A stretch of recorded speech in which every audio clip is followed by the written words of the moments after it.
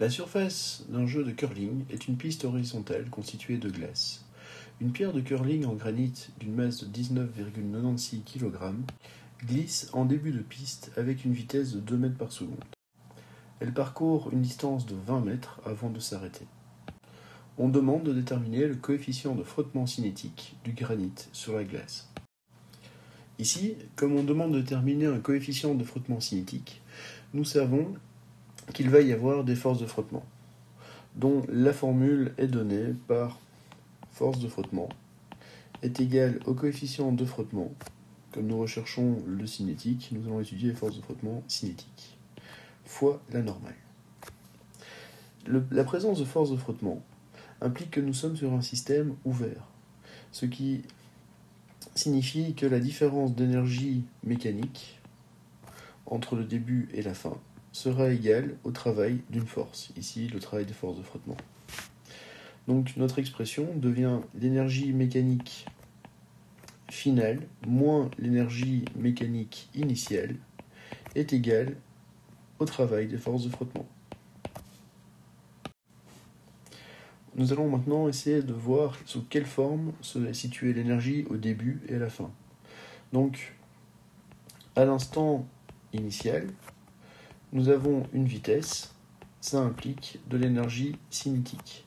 Par contre, on ne parle pas de hauteur ou de différence de hauteur, il n'y a donc pas d'énergie potentielle.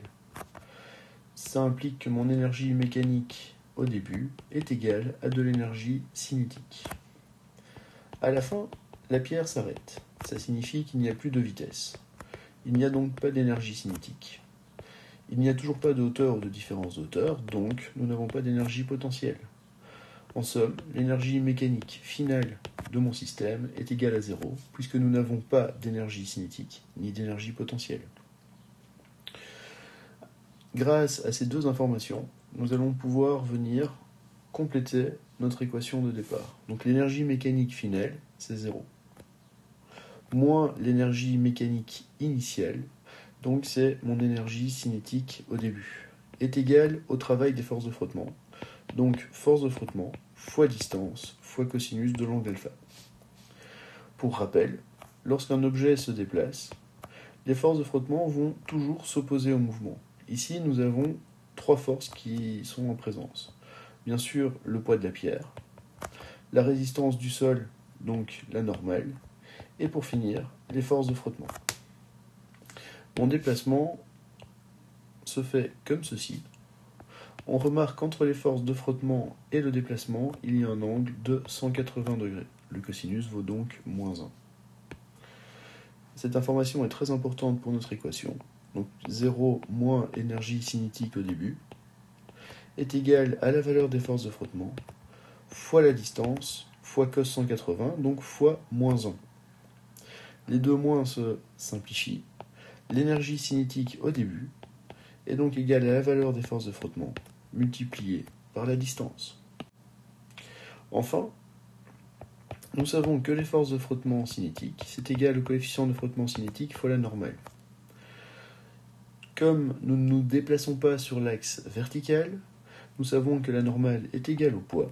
Nous pouvons donc écrire que c'est égal au coefficient de frottement cinétique fois la masse, fois la gravité. Notre équation va donc se transformer pour devenir énergie cinétique au début est égale au coefficient de frottement fois la masse, fois la gravité, fois le déplacement.